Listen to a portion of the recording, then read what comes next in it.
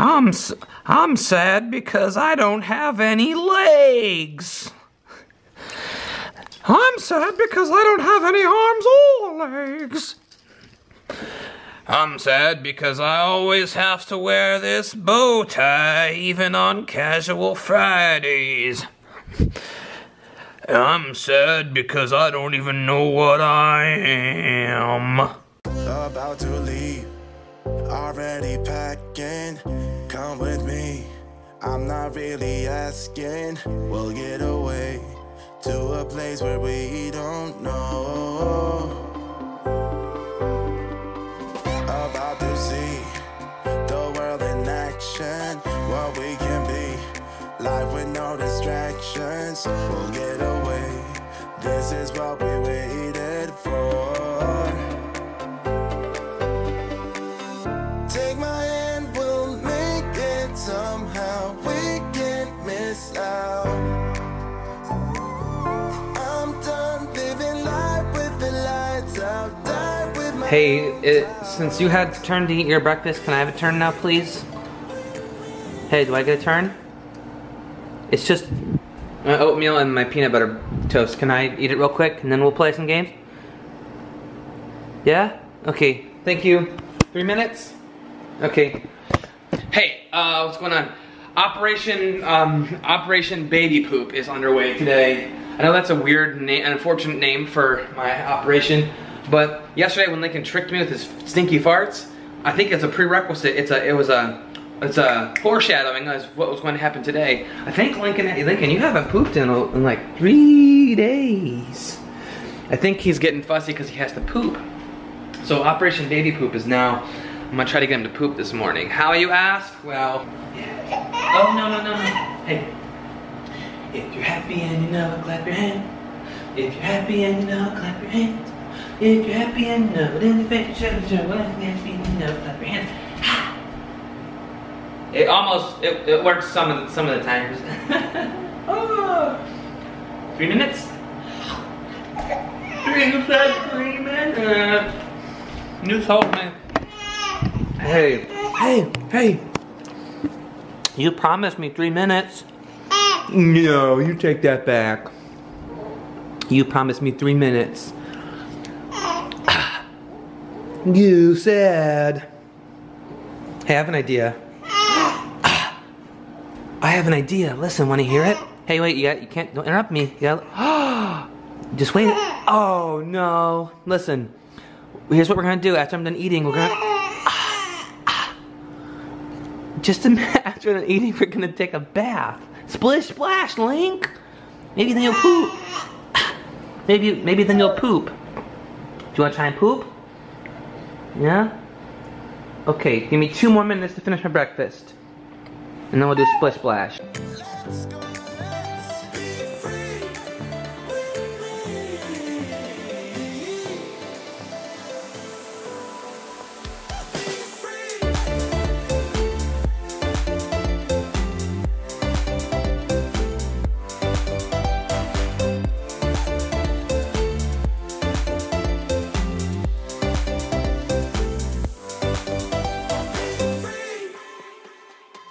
Not looking back, eyes on the freeway, Bonnie and Clyde, a classic cliche, we're on the run, this is what we waited for. Are you ready for our favorite part of splish splash time? Here we go. You wanna go back in? You wanna go back in? Really? All you wanted to do was go back in the tub? You weren't ready to get out yet? I'm sorry, I got you out too soon. You weren't done with splish splash time? Okay, 3 more minutes, okay? 3 more minutes and then we have to get out. I don't want you to get all soggy. I don't want a soggy Link. Alright, time to get out. You're gonna get waterlogged. Instead of Lincoln log, it's waterlogged. Time to get out. Okay, you're clean. I know, yeah. You like this, don't you? But you're clean and we have to do something else. We still haven't pooped yet. Maybe we can go on a walk. Or, I'll read you a story. You can't stay in here forever. Hey, you can't stay in the tub forever. We're not aquatic creatures. We're land dwellers. We can't stay in there forever. What do you think you're doing? We have to get out. We have to go. Hey. Okay, 1 more minute. All right? 1 more minutes, and then we have to get out. Okay? Deal? Even if you cry, we're getting out. Okay. Just had tea, green tea. Trying to cut down on coffee. Don't worry, just a little bit. I still drink coffee a lot. Just trying to cut down. I just got Lincoln. Just sleep.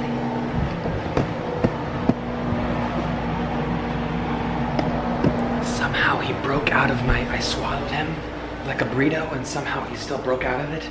Not entirely sure how that happened. So anyway, I wanted to talk to you today, just mano y mano, hand in hand. Real quick sidebar, I used to say that was mono y mono, which I believe in Spanish translates to monkeys and monkeys. So sometimes I just jokingly say, let's do this mono y mono. But let's talk. Hang on, where should we? Can't talk in here, obviously. Oh, all right. Let's go to the lair. So that's where Bear is. Someone was asking yesterday, where's Bear? Bear, I want to see you. Hi, Bear. Okay, anyways, let me just sit down. Yeah. Okay, excuse me, computer, watch out. Okay. Alright. Ready. Okay. Oh, I almost ruined everything. I almost spilled tea over everything. Okay, this has to steep for 3 minutes, I believe. Steep. Go on, steep. Okay. Please.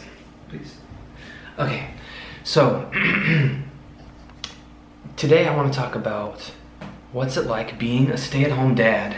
So obviously I use that term a little bit on my own because I'm not, when I say I'm a stay-at-home dad, I mean that I stay at home a majority of the day with my son.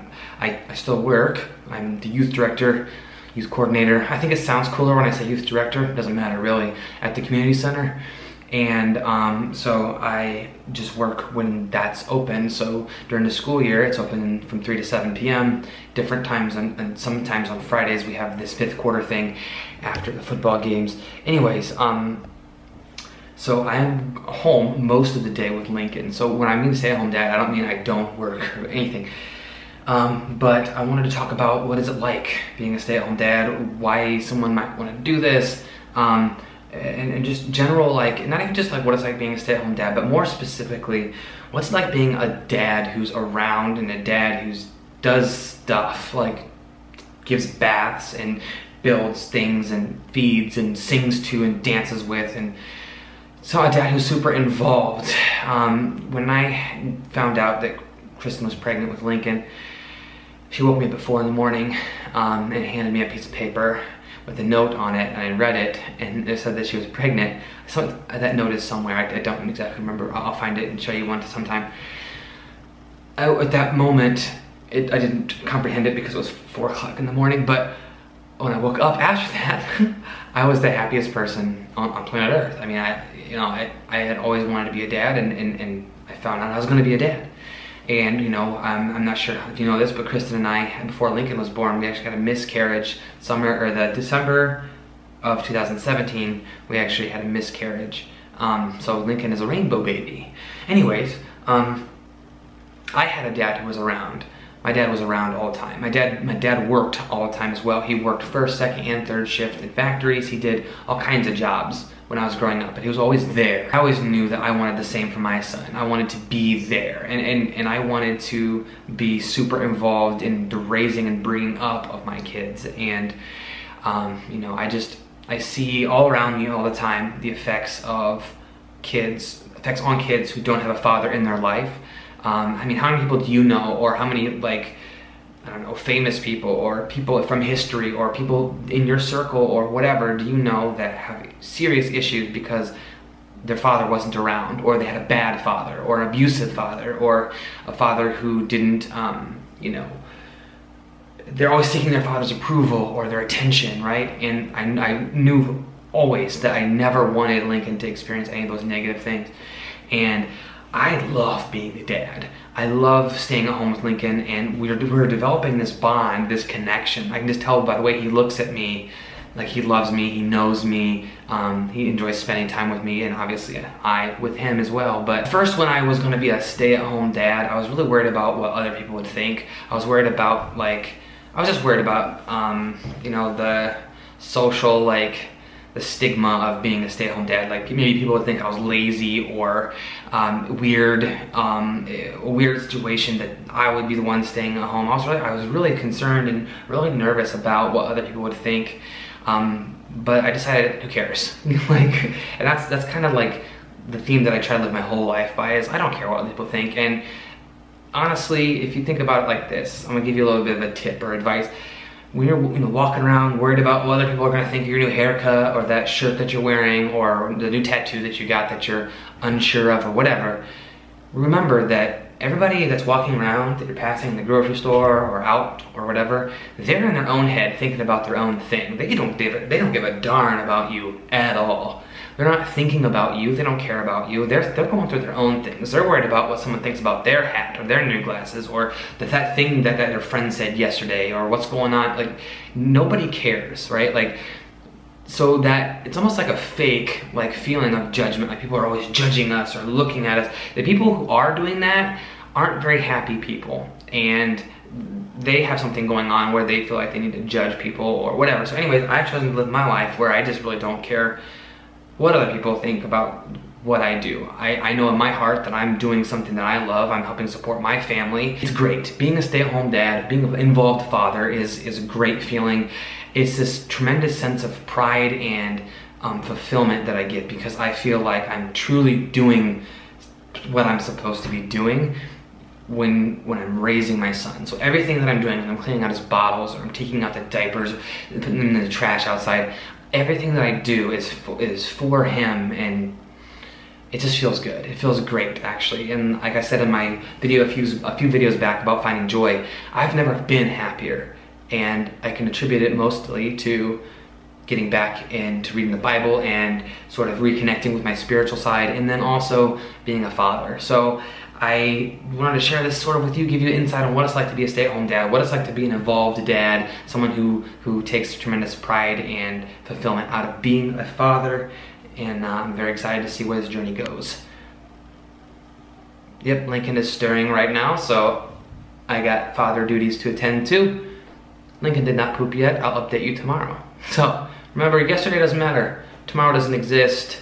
Today, the present is a gift. Find a gift, share it with the world, and remember, you are worth it. See you tomorrow.